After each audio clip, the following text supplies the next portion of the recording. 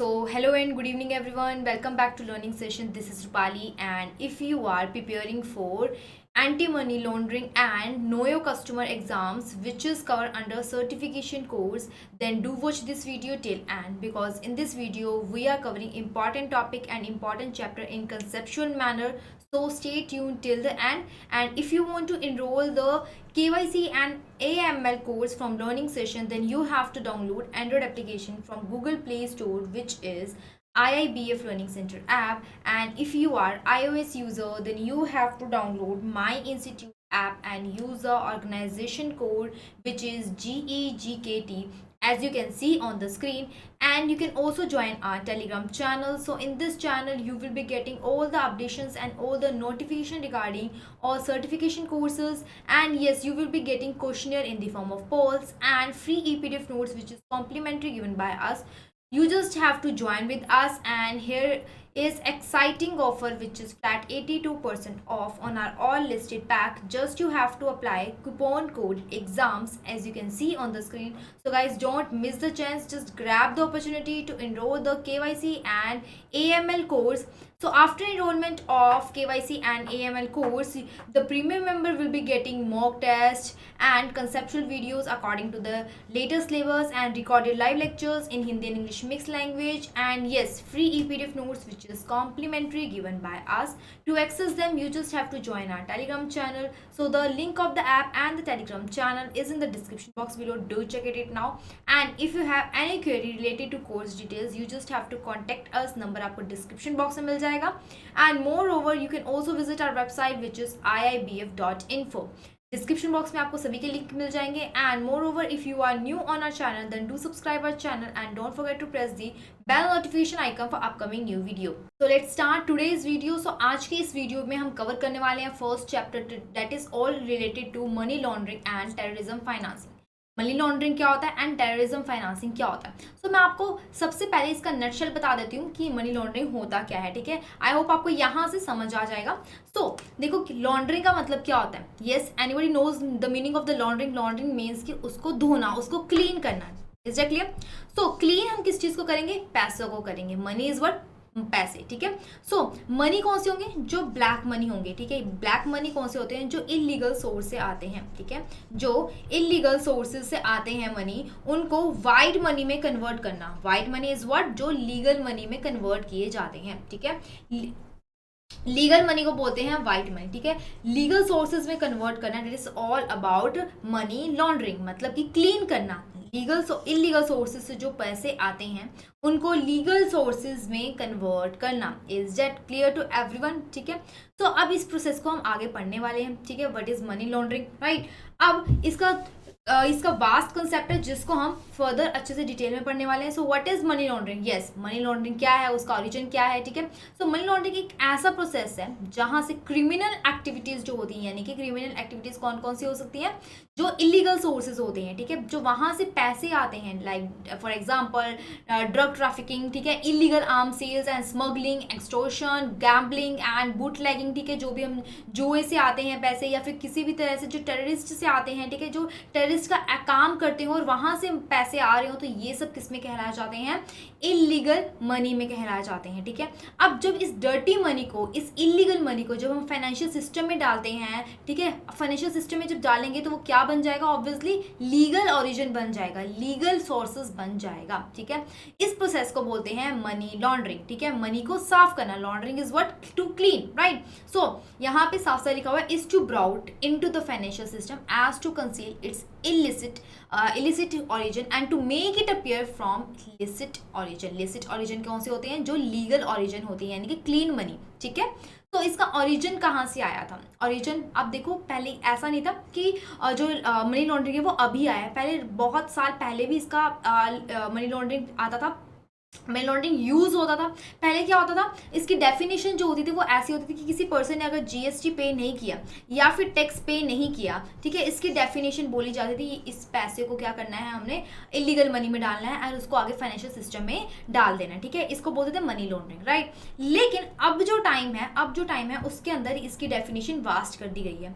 अब कोई भी ऐसा पैसा जो कि गलत कामों से आ रहा है, यानी कि जो क्रिमिनल एक्टिविटी से आ रहा है, जैसे कि हम बात कर सकते हैं ड्रग की, ठीक है, स्मगलिंग से आ सकता है या फिर गैम्बलिंग से आ सकता है वो पैसा, उनको भी हम मनी लॉन्ड्रिंग के अंदर कंसीडर कर सकते हैं, उनको भी हम मनी लॉन्ड्रिंग के अंदर कंसीडर करते हैं। पहले क्या था, सिर्फ टैक्सेस जो पे नहीं करते थे, ठीक है, वो पैसा अगर करप्शन वाला पैसा जो होता था उनको ही हम कंसीडर करते थे एज अ मनी लॉन्ड्रिंग, ठीक है। सो एशियन टाइम्स में क्या होता था, money laundering has attracted attention of various governments, ठीक है, ग्लोबली इन रिसेंट टाइम। आजकल हर गवर्नमेंट में इसका बहुत ज़्यादा अट्रैक्शन हो चुका है, ठीक है, बहुत इसको यूज़ भी कर रहे हैं, राइट। सो पहले क्या होता था, अगर कोई भी फॉल्स ट्रेडिंग मैथड भी यूज़ करता था उसको भी हम मनी लॉन्ड्रिंग कहते थे, ठीक है। एंड मोर ओवर, लेकिन अब का जो टाइम है, अब किसी भी तरह से अगर जो इलीगल सोर्सेज से पैसे आ रहे हैं उसको हम मनी लॉन्ड्रिंग के डेफिनेशन में कंसीडर करते हैं। Is that clear to everyone, ठीक है। सो नेक्स्ट चलते हैं, सबसे पहले इस मनी लॉन्ड्रिंग वर्ड को किसने बोला था, use of money laundering phrase. तो अब इसको किसने सबसे पहले बोला था, तो सबसे पहले बोला गया था 1972 के अंदर, एंड उसके बाद बोला गया था 1982 के अंदर। तो 72 के अंदर एक न्यूज़पेपर है, ब्रिटिश न्यूज़पेपर है द गार्जियन, ठीक है, उसके अंदर मनी लॉन्ड्रिंग का वर्ड सबसे पहले यूज किया गया था, राइट। एंड वो किस लिए यूज किया गया था, जो उस टाइम का रिचर्ड निक्सन प्रेसिडेंट था, ठीक है, उनके लिए यूज किया गया था in the connection with the Watergate scandal. एक स्कैंडल हुआ था यूएस के अंदर which is called Watergate scandal, right. And उस टाइम पे कौन था, उस टाइम पे प्रेसिडेंट था रिचर्ड निक्सन।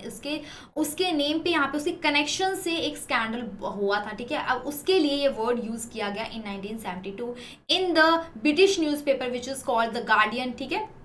उसके बाद यूज किया गया 1982 के अंदर। यूएस में एक और केस हुआ था, ठीक है, जो कि बहुत ज़्यादा, अब जब ये सब वर्ड्स यूज होने लगे, जब केसेस सामने आते गए, उसके बाद ग्लोबली वाइडली एक्सेप्टेड होने लगा ये वर्ड, ठीक है, सब जगह इसको यूज करने लगे हैं, ठीक है। अब हम पढ़ते हैं कि अब इसका इम्पैक्ट ग्लोबली किस तरह से पड़ता है, ग्लोबली किस तरह से इसका इम्पैक्ट पड़ने लग गया, ठीक है। तो आपको इतना तो पता ही होगा कि जो मनी लॉन्ड्रिंग है उसका लिंक किससे है, वो कहाँ से आता है, ऑब्वियसली कहाँ से आएगा, इलीगल सोर्सेज से आएगा, ठीक है। इलीगल सोर्सेज कौन से होते हैं, जो क्रिमिनल एक्टिविटी के साथ लिंक होते हैं, क्रिमिनल एक्टिविटी के साथ जिनका कनेक्शन होता है, ठीक है। वो वहाँ से जो पैसा आता है उसको मनी लॉन्ड्रिंग बोलते हैं। एंड वो पैसे अगर लीगल सोर्सेज में कन्वर्ट हो जाते हैं, that is all about the money laundering, right. So the phenomena of the illegal money entering in the financial system, जैसे वो फाइनेंशियल सिस्टम में आ जाते हैं, ठीक है, इतना बड़ा वो कंसर्न, इतनी बड़ी वो दुविधा नहीं होती है, जितनी दुविधा ये हो जाती है कि वो सोसाइटी पे इफेक्ट किस तरह से करेगा, ठीक है। ज़्यादा दुख की बात, ज़्यादा कौन सी चोट पहुंचाने वाली चीज़ है कि वो फाइनेंशियल सिस्टम में किस तरह से एंटर कर रहे हैं, ठीक है, वो नहीं है। ज़्यादा क्या है प्रॉब्लम कि वो सोसाइटी को किस तरह से नेगेटिव इफेक्ट डाल रहे हैं, राइट। सो मनी लॉन्ड्रिंग क्या करता है, वो क्रिमिनल्स को अलाउ करता है कि जो भी आपकी अनलॉफुल एसेट्स हैं, ठीक है, उनको आप लीगल एसेट्स में कन्वर्ट कर दो, और जो भी आपके पास सरप्लस पैसे हैं, ठीक है, जो भी आपके पास सरप्लस पैसे हैं उनको क्या है, जो इलीगल रूट्स हैं, ठीक है, उनमें क्या है, ट्रांसफर करते रहो, ठीक है। अब आपने देखा होगा 2016 के अंदर नोटबंदी हुई थी, ठीक है, डिमोनेटाइजेशन हुआ था, राइट। तो उस केस में क्या था, जो भी करप्टेड लोग थे, ठीक है, जो भी इलीगल सोर्सेज से पैसे कमाते थे या इलीगल सोर्सेज से पैसे ट्रांसफर करते थे, वो क्या करते थे, उनके पास यहाँ पे कुछ चारा नहीं बचा था, ठीक है, उनके पास 500 के बहुत ज़्यादा नोट थे, राइट। सो उस केस में उन्होंने क्या किया, उनके पास बहुत ज़्यादा सरप्लस था। तो सरप्लस के केस में या तो अब देखो सारा का सारा वो क्या है, मनी लॉन्ड्रिंग प्रोसेस ही था कि ब्लैक मनी को क्या है, वो इलीगल मनी में फाइनेंशियल सिस्टम में डालते थे, ठीक है, ब्लैक मनी को वो लीगल मनी में कन्वर्ट करते थे, राइट। तो अब ये डिमोनेटाइजेशन क्यों हुआ था, मनी लॉन्ड्रिंग को कम करने के लिए, ठीक है, ताकि वो जितना भी सरप्लस पैसा है वो सब कुछ खत्म किया जा सके। Is it clear to everyone, ठीक है। एंड मोर ओवर इसका नेगेटिव जो इम्पैक्ट है वो सबसे ज़्यादा कहाँ पड़ता है, इकोनॉमिक पे पड़ता है, पॉलिटिकल पे पड़ता है एंड सोसाइटी पे पड़ता है, ठीक है, जिसका रिजल्ट साफ साफ दिख जाता है, ठीक है। तो सबसे पहले हम पढ़ते हैं इकोनॉमिक इफेक्ट, इकोनॉमिकली इफेक्ट किस तरह से करता है। इकोनॉमिकली किस तरह से डालता है, देखो दो टाइप के बिजनेसमैन होते हैं, एक होता है डिसऑनेस्ट, ठीक है। डिसऑनेस्ट कौन से होंगे, जो कि मनी लॉन्ड्रिंग को यूज करते हैं, यानी कि वो ब्लैक मनी को लीगल मनी में कन्वर्ट करते हैं, ठीक है। एक होते हैं जो ऑनेस्ट बिजनेसमैन होते हैं, जो कि सिर्फ तो सिर्फ व्हाइट मनी को ही यूज करते हैं अपने बिजनेस के अंदर, ठीक है। तो यहाँ पे अनफेयर हो जाता है, ठीक है, यहाँ पे जो कॉम्पिटिशन हो जाता है वो बहुत ज़्यादा अनफेयर हो जाता है एंड उनके बीच में क्या है, कॉन्फ्लिक्ट्स आनी शुरू हो जाती हैं, जिस वजह से ओवरऑल पूरी इकोनॉमी के अंदर यहाँ पे आपको इफेक्ट, नेगेटिव इफेक्ट दिखना शुरू हो जाएगा, ठीक है। तो the conversion of illegal money to the legal money, जैसे ही आप इलीगल मनी को आप लीगल मनी में कन्वर्ट करते हो तो इकोनॉमी के अंदर क्या हो जाता है, एडवर्सली नेगेटिव इफेक्ट दिखाना शुरू कर देता है। अब लेट्स सपोज कि अगर ज़्यादा पैसे आने शुरू हो जाते हैं, जब मनी लॉन्ड्रिंग से ज़्यादा पैसे, यानी कि मनी की सप्लाई क्या हो जाती है, इकोनॉमी के अंदर ज़्यादा हो जाती है, ठीक है। यहाँ पे पैसे आना शुरू हो जाता है, मनी सप्लाई ज़्यादा शुरू हो जाती है, ठीक है, इकोनॉमी के अंदर, जिस वजह से क्या हो जाता है, प्राइस बढ़ जाते हैं, यानी कि इकोनॉमी के अंदर इन्फ्लेशन बढ़ जाता है, ठीक है। एंड यहाँ पे सेम चीज़ लिखी गई है, this could also result in deterioration of the prices, crowding out of honest business, जो भी ऑनेस्ट बिजनेसेस होते हैं उनको बाहर निकालना शुरू कर देते हैं, उनकी यहाँ पे उनकी यहाँ पे ऑनेस्टी की वो वैल्यूएबल नहीं रहती है, ठीक है। Actually, with the money laundering, huge inflow of money, black money in the economy result in the displacement in the rate of exchange and inflation. तो इससे ओवरऑल क्या हो जाता है, जब ज़्यादा ब्लैक मनी आ जाती है इकोनॉमी के अंदर तो एक्सचेंज रेट भी ओवरऑल बढ़ जाते हैं, इन्फ्लेशन बढ़ जाती है, जिसको कंट्रोल करना बहुत ही मुश्किल हो जाता है, ठीक है। अब नेक्स्ट चलते हैं सोशल इफेक्ट्स की तरफ कि सोशली किस तरह से इफेक्ट करता है मनी लॉन्ड्रिंग, राइट। अब एज यू नो कि यहाँ पे दो टाइप के कंसर्न्स रहते हैं ग्लोबली, एक होता है करप्शन और एक होता है ऑर्गेनाइज्ड क्राइम। दो तरह से होते हैं जो कि क्या करते हैं, ब्लैक मनी। देखो ब्लैक मनी जो है सबसे ज़्यादा कहाँ यूज़ होगी, जब हम कोई करप्शन करते हैं या फिर किसी भी तरह से ऑर्गेनाइज जो क्राइम इंस्टीट्यूशंस हैं वहाँ पे इन्वॉल्व होते हैं, ठीक है। सो मनी लॉन्ड्रिंग का मेन जो कोज होता है वो क्या होता है कि करप्टेड जो ऑफिशियल्स होते हैं, ठीक है। ऑफिशियल इन द सेंस कि अगर देखो कोई भी ऑर्गेनाइजेशन है जो क्राइम एक्टिविटी कर रही है या फिर कोई भी करप्शन कर रहा है, उसकी वजह से मनी लॉन्ड्रिंग ज़्यादा बढ़ जाता है एंड पूरी सोसाइटी को यहाँ पे फेस करना पड़ता है, ठीक है।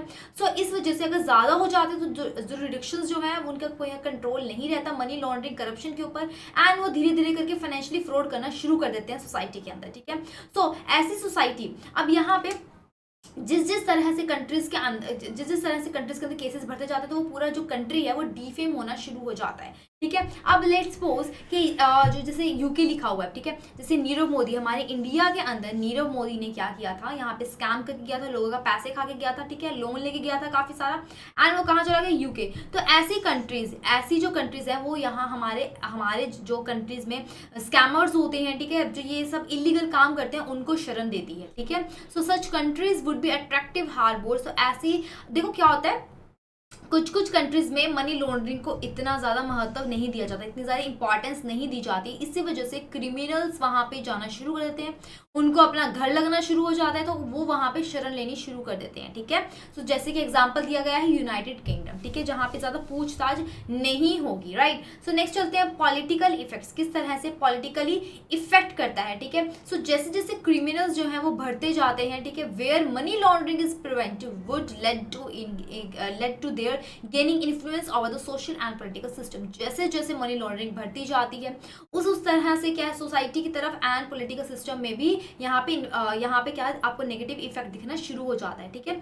सो मोर ओवर अब सोसाइटी पॉलिटिकल, अब देखो कंट्री है, कंट्री के अंदर जैसे जैसे इलीगल मनी बढ़ता जाएगा तो आपका कंट्रोल होना कम होता जाएगा, ठीक है, एंड जो डेमोक्रेटिक कंट्री है वो भी कम होनी शुरू हो जाएगी। अब लेट्स सपोज कि देखो ज़्यादा जो बिजनेसमैन है, ठीक है, लेट्स सपोज कि सबसे ज़्यादा वैसे मनी लॉन्ड्रिंग कौन करता है, बिजनेसमैन ही करते हैं, जिनकी नेट हाई वर्थ होती है, जिनकी हाई नेट वर्थ होती है, ठीक है, जैसे ज्वेलर्स हो गए हैं जो हाई पोस्ट पे, जो हाई ऑर्गेनाइजेशन होती है जिनकी एनजीओज के केस में, ठीक है, हॉस्पिटल्स होते हैं, ये क्या करते हैं, इनके पास हाई नेट वर्थ होती है, राइट। सो हाई नेट वर्थ होने के कारण ये इलीगल पैसा भी इनके पास बहुत होता है, राइट। सो इनकी पावर भी बहुत होती है, ठीक है, इनकी पावर भी बहुत होती है सोसाइटी के अंदर, ठीक है, पॉलिटिक्स के अंदर, एंड जो पॉलिटिशियंस होते हैं उनकी भी पावर बहुत होती है, ठीक है, वो करप्शन करते हैं। देखो दोनों सेम ही है, पॉलिटिक्स एंड सोसाइटी दोनों को हम मर्ज अगर हम करते हैं तो सोसाइटी के अंदर जितने भी पॉलिटिशियंस हैं उनके पास पावर है, पावर होने के कारण वो अपना दबदबा रखते हैं पूरी सोसाइटी के अंदर, ठीक है, जिस वजह से वो क्या करते हैं,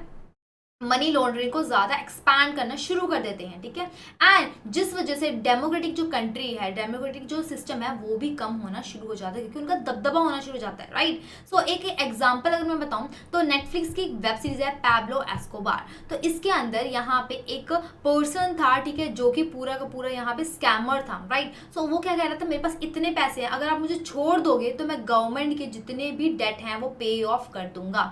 तो मतलब उसके पास इतनी शक्ति थी कि वो यूएस गवर्नमेंट की डेट को भी कवर कर देता था, ठीक है। तो यहाँ पे क्या होता है, क्या पॉलिटिकल भी यहाँ पॉलिटिकल भी आप इफेक्ट करना शुरू कर देते हो, ठीक है। तो that is all about the society effect, economic effect and political effect. Is it clear to everyone? ठीक है।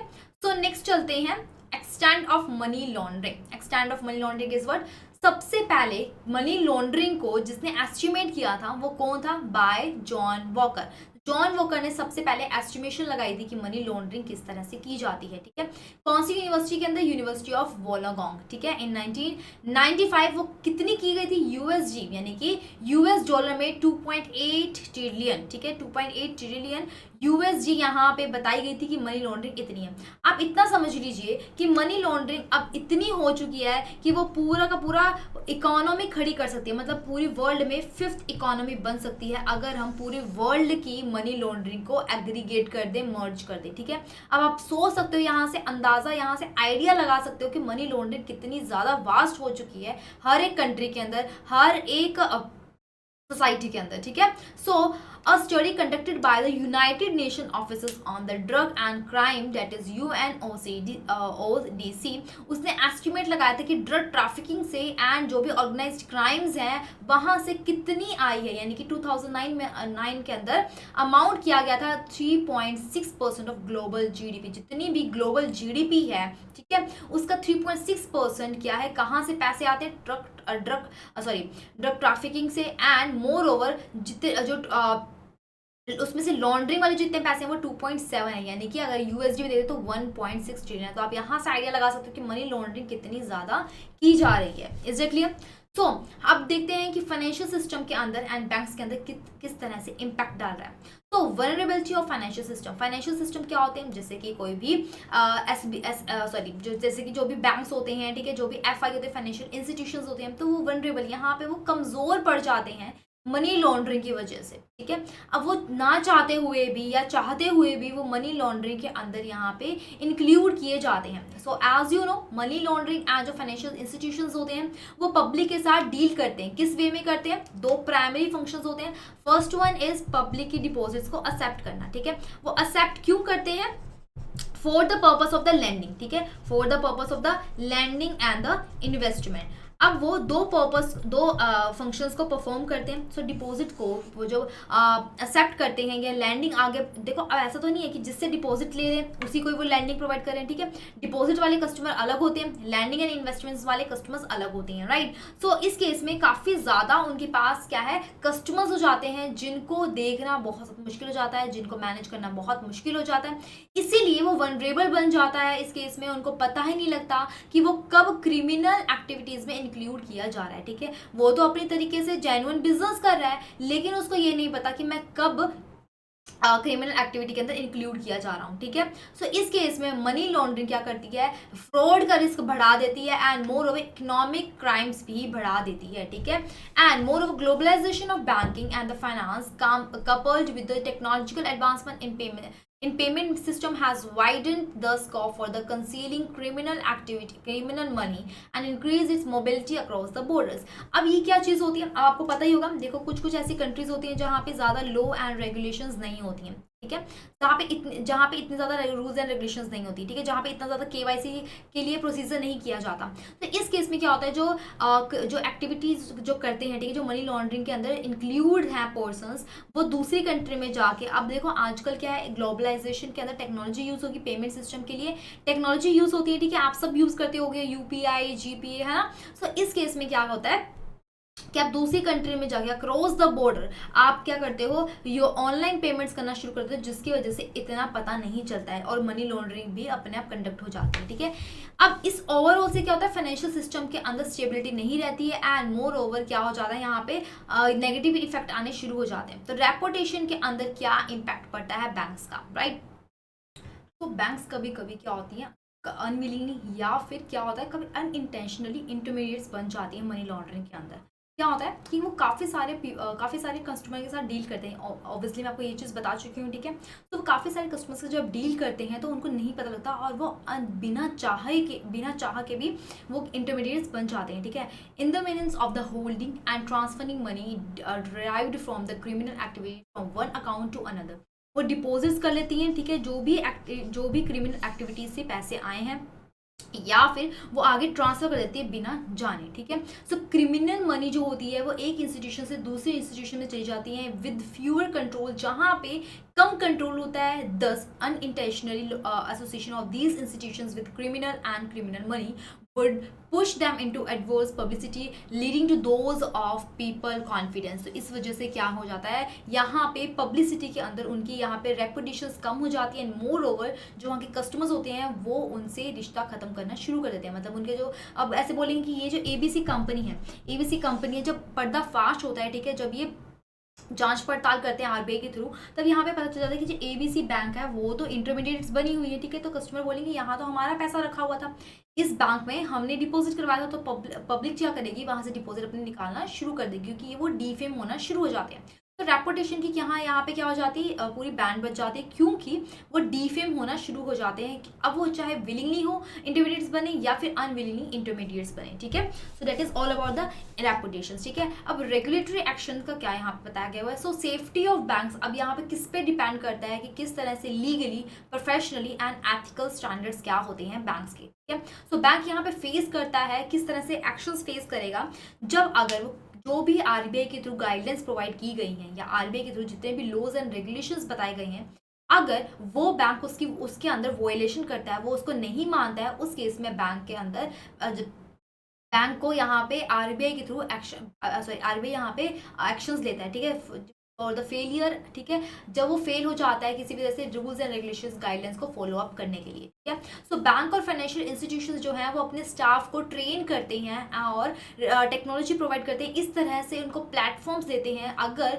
कोई भी किसी भी तरह से अगर कोई भी ट्रांजेक्शन होती है तो आपने स्कैन करना है, आपको पहले ही पता लग जाए, या फिर आप उसको रिपोर्ट करोगे कि चीज़ कोई भी ऐसी ट्रांजैक्शन हुई है तो, ठीक है। उनको देखो यहाँ पे स्टाफ को ट्रेन करेंगे, उनके लिए टेक्नोलॉजी प्लेटफॉर्म्स प्रोवाइड करेंगे, सॉफ्टवेयर देंगे, सो दैट ट्रांजैक्शन को हम इजीली क्या है देख पाएँ, ठीक है, उनको जज कर पाएँ, right. So next one is definition from international agencies. तो काफ़ी सारी ऐसी इंटरनेशनल एजेंसीज हैं जिन्होंने यहाँ पे अलग अलग तरह की डेफिनेशन दी है on the money laundering, right. So United nation office on drug and crime ने यहाँ पे डेफिनेशन दी है कि मनी लॉन्ड्रिंग एक इस तरह का मेथड है जहाँ पे जो क्रिमिनल्स हैं वो अपने इलीगल सोर्सेज को, इलीगल जो ओरिजिन है जहाँ से वो स्टार्ट हुआ है उसको छुपाते हैं, ठीक है, सो डैट वो अपने एसेट्स को और अपनी वेल्थ को बचा सके, ठीक है, and moreover to avoid the suspicion of, वो इस तरह से उस जो भी जहाँ से शक पैदा ना हो सके, ठीक है, उस लो के अंदर वो अपना काम करते हैं, ठीक है, and prevent living a trail of, किसी भी तरह से यहाँ पे अब सबूत बिना सबूत छोड़े वो क्या करते हैं, बिना शक के घेरे में आके वो अपनी एसेट्स और वेल्थ को क्या करते हैं, प्रोटेक्ट करते हैं। किस तरह से प्रोटेक्ट करेंगे, अपनी इलीगल ओरिजिन्स को छुपा के, ठीक है। That is all about the money laundering, ठीक है। ये कौन कह रहे हैं, United nation office on the drug and crime, ठीक है। IMF is what, international monetary fund. तो वो क्या बोल रहे हैं, मनी लॉन्ड्रिंग एक इस तरह का प्रोसेस है जिसके अंदर क्रिमिनल एक्टिविटीज को छुपाया जाता है, सो डैट वो जो इलिसिट ओरिजिन है, ठीक है, यानी कि जो इलीगल ओरिजिन होगा जहां से वो शुरू हुई है, शुरुआत जहां से हुई है, ठीक है, उसको छुपा सके, ठीक है। अब ये इस तरह की एक्टिविटीज है, इस तरह की क्रिमिनल एक्टिविटीज को छुपाया जाता है, ठीक है, सो डैट वो इलिसिट ओरिजिन को ना ढूंढ पाए, चेक क्लियर टू एवरीवन, ठीक है, उनका पता ना लगाया जाए, right. And next one is FATF। वो क्या बोल रहे हैं, ये इस तरह का गोल है, ठीक है, of a large number of, काफ़ी सारे क्रिमिनल्स जो हैं वो अपने प्रॉफिट को जनरेट करने के लिए। अब ऑब्वियसली मनी लॉन्ड्रिंग जो है वो क्यों किया जाता है, प्रॉफिट को अर्न करने के लिए, ठीक है, प्रॉफिट को अर्न करने के लिए किया जाता है for the individual and the group, जो कि दोनों या तो ग्रुप या फिर इंडिविजुअल जो भी इस काम को कैरी आउट कर रहे हैं, ठीक है। अब मनी लॉन्ड्रिंग इस तरह का एक्ट है, ठीक है, इस तरह का प्रोसीजर जिसके अंदर इलीगल ओरिजिन को छुपाया जाता है, ठीक है। FTF यही कुछ कह रहा है, right. So next one is US senate sub committee on narcotics and terrorism. तो ये क्या बोल रहे हैं, द मनी लॉन्ड्रिंग एक इस तरह का प्रोसेस है जिसके अंदर जो प्रॉफिट्स आते हैं इलीगल एक्टिविटी से उसको कन्वर्ट किया जाता है, ठीक है। कन्वर्ट किस में करेंगे, लीगल ओरिजिन में करेंगे, लीगल सोर्सेज में करेंगे, आई होप आपको वैसे अभी इतना समझ नहीं आएगा, हम नेक्स्ट चैप्टर में इसका साइकिल पढ़ेंगे, इसका मेथड्स पढ़ेंगे, तब आपको इजीली समझ आ जाएगा, ठीक है। अभी आप इतना समझ लीजिए कि मनी लॉन्ड्रिंग एक ऐसा प्रोसेस है, ठीक है, जिसके अंदर जो भी इलीगल पैसा यानी कि जो भी ब्लैक मनी है उसको लीगल मनी के अंदर कन्वर्ट किया जाता है, ठीक है। अगर एग्जाम्पल मैं आपको देती हूँ यहाँ पे, ठीक है, एग्जाम्पल आपको मैं प्रोवाइड कर देती हूँ। लेट्स सपोज कि अगर यहाँ पे 500 करोड़ इलीगल मनी है, ठीक है, कहाँ कहीं से भी क्रिमिनल एक्टिविटी से आए हैं, ठीक है, अब उसको कन्वर्ट करना है, ठीक है, अब उसको कन्वर्ट करना है तो वो किस तरह से करेंगे, वो बैंक के अंदर, फाइनेंशियल सिस्टम के अंदर वो डिपॉजिट्स कर देंगे, ठीक है। डिपॉजिट्स करने के बाद वो ऑफशोर जो बैंक्स होते हैं, ऑफशोर जो इंस्टीट्यूशंस होते हैं, वहाँ पे अलग अलग तरीके से, यानी कि जो 500 करोड़ है कहीं 1 करोड़ सॉरी 1 करोड़ कहीं और लगा देंगे, 200 करोड़ कहीं और इन्वेस्ट कर देंगे, 300 करोड़ कहीं और इन्वेस्ट कर देंगे, ठीक है। इस तरह से वो अलग अलग बाइफिकेट करना शुरू कर देते हैं।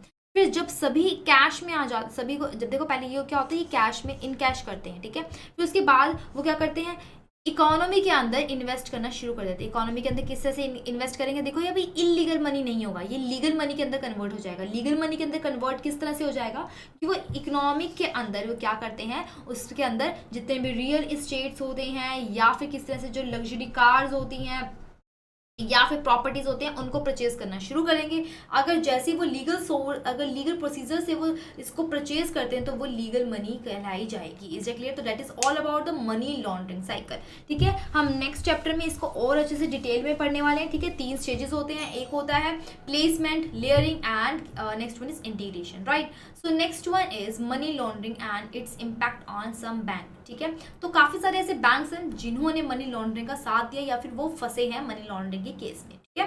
So first one is bank of credit and commerce international. तो इस बैंक में क्या हुआ था, 1970 के अंदर इसके पास 70 से ज्यादा इसके ऑपरेशंस करता था, ठीक है। इसके प्राइवेटली बहुत ज्यादा फाइनेंशियल इंस्टीट्यूशंस, ठीक है। सो यहाँ पे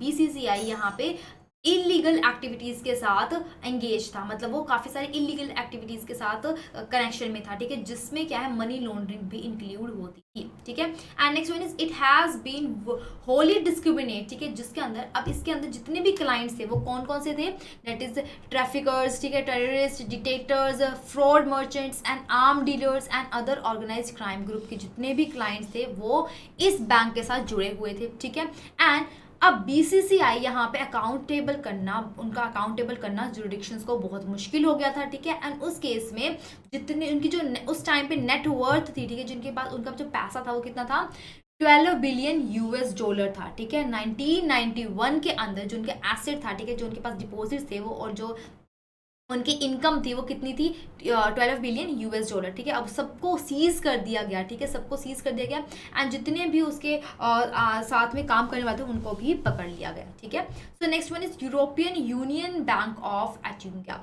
सो यहाँ पे यूरोपियन यूनियन बैंक है, that is known as EUB, ठीक है।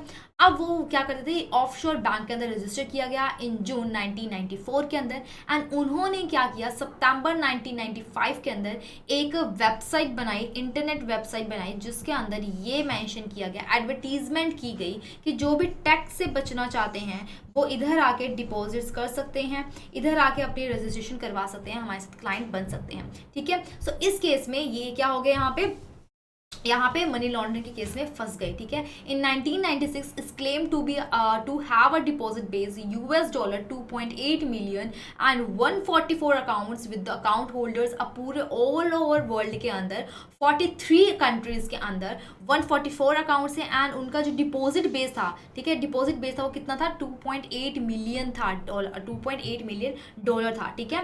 एंड बैंक एज एडवर्टीजमेंट की वजह से, जिसका मेन एम ये था कि बैंक जो वो सर्विसेज प्रोवाइड कर रहे हैं वो किस बेस पे करें कि वो उनका टैक्स बचाएंगे, ठीक है। आप हमारे यहाँ पे डिपॉजिट्स करो और हम आपका टैक्स बचाएंगे, ठीक है। तो ओवरऑल ये क्या होता था, ये ब्लैक मनी ही होती थी, ठीक है, जिससे कस्टमर्स क्या है काफ़ी ज़्यादा यहाँ पे अकाउंट्स ओपन करवाने लगे, ठीक है। अब जब अकाउंट्स ओपन करवाने लगे तो इन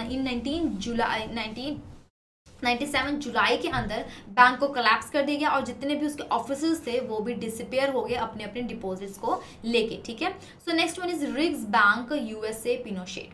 तो ये बहुत ज़्यादा फेमस स्टोरी है, ठीक है, आपने मे बी सुना होगा। सो इसको हम रीड करते हैं। तो एक यहाँ पे अगोस्तो पिनोशेट था, ठीक है, जो चिली का डिटेक्टर था, ठीक है। उसने क्या किया था, उसने जितने भी चिलियन पीपल थे उसके पैसे यहाँ पे मिलियन ऑफ डॉलर्स में उसने चुराए थे, ठीक है।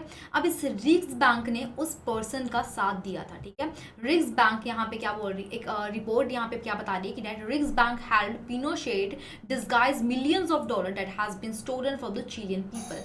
तो जो भी अगस्तो पिनोशेट है, ठीक है, जिसने काफी सारे पैसे यहाँ से चुराए थे चिलियन पीपल के, वो उसका साथ दे रही थी, ठीक है। सो इस केस में यहाँ पे वो क्या करता था, रिक्स बैंक जो है इलीगल अलाउ करता था कि पिनोशेट के पास जितने पैसे थे वो अपने पास रख सकें, ठीक है। सो तो जो बैंक है और जो एल्बिट्रन फैमिली है, ठीक है, वो रिक्स बैंक को यहाँ पे कंट्रोल करता था and agree to pay $, which is 9 million to Pinochet victims. अब यहाँ पे बोला गया रिक्स बैंक को कि जितने भी यहाँ पे चिलियन पीपल हैं जिसके यहाँ पे पैसे चोरी किए गए थे, जो विक्टिम है, उनको कितने पैसे वापस करने हैं, 9 मिलियन $, ठीक है। And illegally facilitating movements of Pinochet money, ठीक है, जो भी जितने भी पिनोशेट ने यहाँ पे मनी चुराए थे, ठीक है। सो नेक्स्ट हम चलते हैं fraudulent encashment of cheque. Fraudulent encashment of cheque में यहाँ पे क्या बताया गया है कि अगस्त 2013 के अंदर आरबीआई के पास एक कंप्लेन आती है कि एक 5 एक ऐसे लार्ज बैंक्स हैं, ठीक है, जो कि क्या है जो कि क्या है फ्रॉड काम कर रहे हैं, ठीक है। फ्रॉड काम किस तरह से कर रहे हैं, the fraudster has manage to open fictitious account. अब यहाँ पे जो फ्रॉडस्टर हैं, ठीक है, उन्होंने क्या किया, 5 से ज़्यादा, देखो एक नेम है, अब उनकी कंपनी, लेट्स सपोज की एबीसी कंपनी है, एबीसी कंपनी के नेम से उन्होंने कम से कम 5 से ज़्यादा बैंक में अपना अकाउंट ओपन करवाया है, वहाँ से क्या किया है, इन कैश करवाए हैं, चेक्स को, demand draft and postal orders को यहाँ पे क्या किया है, इन कैश करवाए कम से कम 1 महीने से लेके 2 साल तक, ठीक है, जिनको भनक तक नहीं हुई बैंक्स को, ठीक है। सो जब जांच पड़ताल हुई, यानी कि जब सिक्योरिटी की गई आरबीआई के थ्रू, तब पता चला कि इन सब की जो केवाईसी है वो प्रोसीजर हुआ ही नहीं, ठीक है, जैसे कि customer identification and acceptance procedure, ठीक है, ये सब नहीं हुआ। अब इस केस में आरबीआई ने उस बैंक के ऊपर 50 लाख का और 25 लाख का, दोनों बैंक्स के ऊपर यहाँ पे क्या लगा दिया गया, पेनल्टी लगा दी, ठीक है। और जो 3-4 दूसरे बैंक थे उनको वार्निंग दी गई, ठीक है। नेक्स्ट चलते हैं फ्रॉडलेंट ओवरड्राफ्ट अगेंस्ट एफडीज, यानी कि फिक्स्ड डिपॉजिट केवाईसी इश्यूज। तो इस केस में किसी प्राइवेट कंपनी ने एक कंप्लेन की थी 2014 के अंदर, जुलाई के अंदर, कि यहाँ पे फिक्स्ड डिपॉजिट अकाउंट ओपन किए जा रहे हैं in its name in Mumbai based branches हैं, ठीक है, पब्लिक सेक्टर बैंक्स हैं, उनके ब्रांचेस के अंदर यहाँ पे फिक्स्ड अकाउंट ओपन किए जा रहे हैं, right. And in the few such complaints यहाँ पे रिव्यू किया गया कि आरबीआई कवरिंग 12 ब्रांचेस ऑफ जो भी जितने भी पब्लिक सेक्टर बैंक हैं, यानी कि पीएनबी, उसमें आप रिसेंटली इसकी न्यूज़ भी जाके देख सकते हो, जिसके अंदर पीएनबी भी आया था, यस बैंक भी आया था, ठीक है। उसके 12 ब्रांचेस ऐसे थे जिन्होंने एफडी ओपन करवाई थी कस्टमर्स की विदाउट एनी केवाईसी प्रोसीजर। उन्होंने किसी भी तरह से केवाईसी प्रोसीजर को फॉलो अप नहीं किया था, ठीक है। एंड कॉन्सिक्वेंटली क्या हुआ, आरबीआई ने उनके ऊपर पेनल्टी लगा दी 1.5 करोड़ रुपीस की, हर तीनों बैंक्स के, और जितने भी 8 बैंक थे, ठीक है, हमने की बात की है 11 बैंक्स के बारे में, ठीक है, 11 ब्रांचेस थे, ठीक है। सो उस केस में क्या था कि जो भी 3 बैंक्स थे, ठीक है, उनके ऊपर 1.5 करोड़ की यहाँ पे पेनल्टी लगाई, और बाकी जो 8 बैंक्स हैं उनके ऊपर यहाँ पे वार्निंग उनको दे दी, ठीक है। So next one is trade based money laundering investigations. तो इस केस में क्या था, रेमिटेंसेस हो रही थी, मतलब ट्रांसफर हो रहा था एक कंट्री से दूसरी कंट्री में, लेकिन विदाउट एनी इम्पोर्ट्स। अब क्या होता है, रेमिटेंस हम कब करते हैं, जब हम एक्सपोर्ट या इम्पोर्ट करते हैं, ठीक है। जब हम एक्सपोर्ट या इंपोर्ट करेंगे तभी तो जाके हमारी ट्रांजैक्शंस होगी, तभी जाके ट्रांजैक्शन होती है, अदरवाइज तो हम ऐसी रेमिटेंस तो दे ही नहीं सकते, ठीक है। सो इस केस में हम इंपोर्ट शो करते थे कि हम इंपोर्ट कर रहे हैं और पैसा भेज रहे हैं, लेकिन इंपोर्ट होता ही नहीं था एक्चुअली में, और रेमिटेंसेस होती थी, ठीक है। 2015 के टाइम पे ईडी, ठीक है, ईडी एंड एसबीआई ने यहाँ पे एक्शन लिया इन्वेस्टिगेशन करने का, क्या यहाँ मनी लॉन्ड्रिंग तो नहीं हो रही है, ठीक है, और 10 पर्सन को यहाँ पे अरेस्ट किया गया, ठीक है, 10 पर्सन को अरेस्ट किया गया कि वो तो एक्सपोर्ट और इम्पोर्ट करने के बहाने रेमिटेंस कर रहे हैं, ठीक है। सो बिटवीन जुलाई 14 एंड जुलाई 15 के अंदर पब्लिक सेक्टर बैंक्स के अंदर कुछ ऐसे ब्रांचेस थे जिसके अंदर 8,000 इलीगल रेमिटेंसेज हुए हैं, जिनकी जो कीमत है वो 6,000 करोड़ बनती है, were made by company in India, और इंडिया के अंदर ही हुई थी। इसके अंदर किसी भी तरह से इंपोर्ट नहीं हुआ था, जस्ट रेमिटेंस हुई थी, ठीक है। सो ये भी क्या है, मनी लॉन्ड्रिंग के अंदर ही इंक्लूड की जाती हैं। सो next one is remittance for fake import through 8 banks. तो सेम ऐसा ही एक और आया था, जो सेकेंड वीक ऑफ अक्टूबर 2015 के अंदर एक और सस्पेक्शन पकड़ा गया, जिसके अंदर जितनी भी रेमिटेंसेज हुई हैं, यानी कि जो 2006 से लेकर 2010 के अंदर कम से कम 500 करोड़ तक की यहाँ पे ट्रांजैक्शंस हुई हैं। किसने की थी? 70 फेक अकाउंट बनवा के, कितनी 70 फेक अकाउंट बनवा के, और 6-7 बैंक के अंदर अपना अकाउंट ओपन करवा के यहाँ पे करवाई गई, ठीक है। इसके अंदर 2 एंटिटीज इंक्लूड की जाती है, जिसके अंदर किसी तरह से इंपोर्ट नहीं होता, बस वो क्या करते थे, रेमिटेंसेस करते थे, ठीक है। एक ही इंडिविजुअल का कम से कम यहाँ पे 66 फेक अकाउंट था एक ही बैंक के अंदर, जिसके अंदर किसी भी तरह से केवाईसी नहीं की गई, ठीक है। यहाँ पे अलग अलग बैंक्स में और एक ही बैंक में काफ़ी सारे उसके इंडिविजुअल अकाउंट्स, राइट। सो उसने क्या किया, यहाँ पे रेमिटेंसेस करनी शुरू होगी, और उसने क्या किया, यहाँ पे द अमाउंट को डिपॉजिट्स करवाता था कैश के अंदर, ठीक है। So next one is terrorism financing. So most important topic which is related to terrorism financing. तो टेररिज्म को फाइनेंसिंग का मतलब क्या होता है? टेररिस्ट, आपको इसके टर्म से क्लियर हो रहा है। देखो, मनी लॉन्ड्रिंग एंड आपको टेररिज्म के बीच में डिफरेंस बता देती हूँ। जो मनी लॉन्ड्रिंग हमने अभी तक अभी समझा है, ठीक है, मनी लॉन्ड्रिंग अभी तक जो हमने समझा है उसका मतलब ये है कि जो भी ब्लैक मनी होती है, ये ब्लैक मनी मतलब कि जो इलीगल सोर्सेज से पैसा आता है, जब वो लीगल सोर्स में कन्वर्ट हो जाता है, that is all about money laundering, ठीक है। इसका मेन पर्पस क्या होता है? प्रॉफिट कमाना, ठीक है। लेकिन टेररिज्म फाइनेंसिंग क्या होती है? चाहे वो पैसा किसका हो, लीगल सोर्सेज से हो चाहे इलीगल सोर्सेज से हो, लेकिन वो जा कहाँ रहा है? टेररिज्म एक्टिविटीज में जा रहा है, ठीक है। चाहे वो लीगल सोर्सेज से हो और इलीगल सोर्सेज हो, बट पैसा कहाँ जा रहा है? यस, पैसा कहाँ जा रहा है? टेररिज्म एक्टिविटीज में जा रहा है, ठीक है। इसको दोबारा से हम पढ़ लेते हैं। तो टेररिज्म फाइनेंसिंग का मतलब ये होता है, जब हम मोबिलाइज करते हैं या किसी को प्रोवाइड करते हैं फंड्स, इंटेंशनली फंड्स को प्रोवाइड करते हैं, जो कि वो जो फंड्स होते हैं वो कनेक्ट किसके साथ होते हैं? टेररिस्ट एक्टिविटीज के साथ, ठीक है। उसको बोलते हैं terrorism financing. Financing is word mobilize करना या प्रोवाइड करना, ठीक है। सो जो टेररिस्ट एक्टिविटीज के साथ होती है, चाहे वो लीगल सोर्सेज से आए हों चाहे वो इलीगल सोर्सेज से आए हों, ठीक है, that is all about terrorism activities, ठीक है। अब मनी लॉन्ड्रिंग के अंदर और टेररिज्म फाइनेंसिंग के अंदर कुछ एक डिससिमिलरिटीज भी हैं। वो क्या है? मनी लॉन्ड्रिंग का यहाँ पे जो एक्टिविटीज होंगी वो कौन कौन सी हो सकती है? जैसे कि ड्रग ट्रैफिकिंग हो सकती है, स्मगलिंग हो सकती है, गैम्बलिंग हो सकती है। लेकिन टेररिज्म फाइनेंसिंग के अंदर सिर्फ टेररिस्ट एक्टिविटीज ही इंक्लूड की जाती हैं, ठीक है। अब यहाँ पे क्या बोला गया? Those involve in the financing of terrorism do not necessarily seek to conceal the sources of money but to conceal both the financing and the nature of finance activities. अब मनी लॉन्ड्रिंग के अंदर छुपाया क्या जाता था? Illegal sources, ठीक है, origin of the illegal sources, कि वो शुरुआत कहाँ से हो रही है, ठीक है। लेकिन टेररिज्म फाइनेंसिंग के अंदर क्या छुपाया जा रहा है? वो इलीगल सोर्सेज, ठीक है, ऊपर से किस पर्पस के लिए वो यूज हो रहा है वो भी यहाँ पे छुपाया जाता है। Nature of the finance activity वो भी छुपाया जाता है। Is it clear to everyone? ठीक है।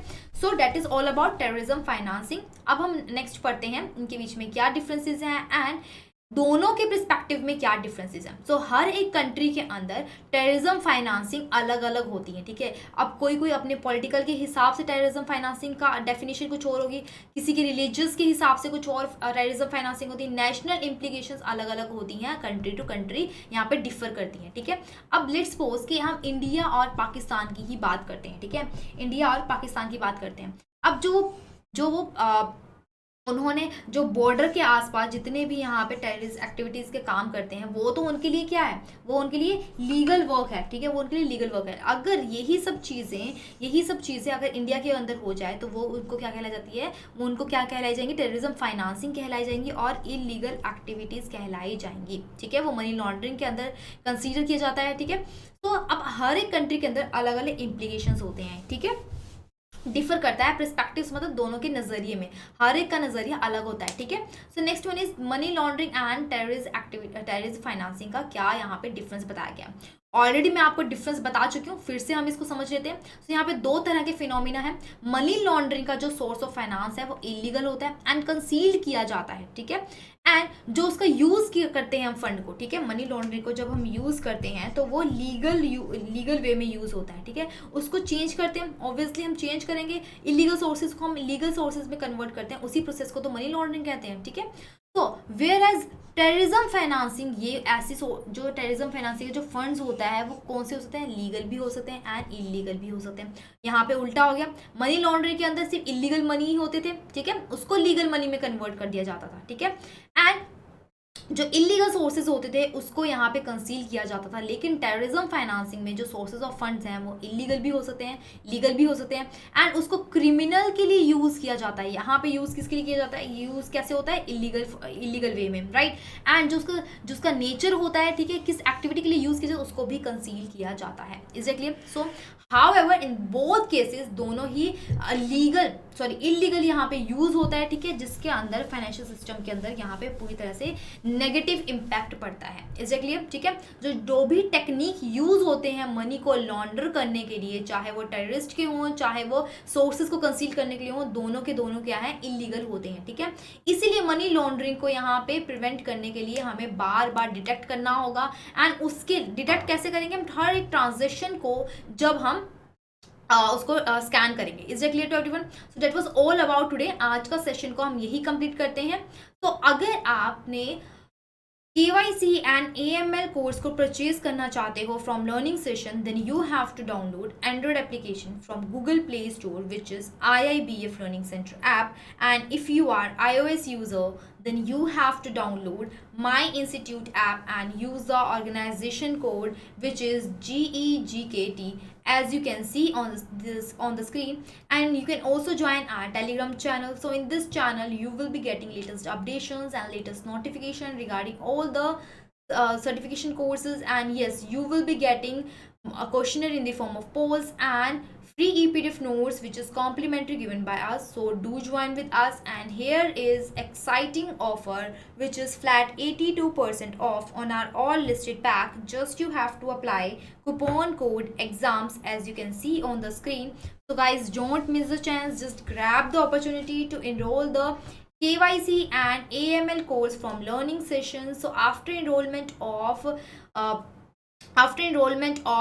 this course, the premium member will be getting latest syllabus in conceptual videos and free EPDF notes, mock test and recorded live lectures. To get the free EPDF notes which is complimentary given by us, you just have to join our Telegram channel. So the link of the app and the Telegram channel is in the description box below. Do check it now, and if you have any query or doubts related to course details, you just have to contact us. हमें WhatsApp भी कर सकते हो, हमारी team आपको 9 to 5 जरूर revert करेगी, and you can also visit our website which is iibf.info. And if you are new on our channel, then do subscribe our channel and don't forget to press the bell notification icon for upcoming new video. Thank you so much, and share this video to your friends.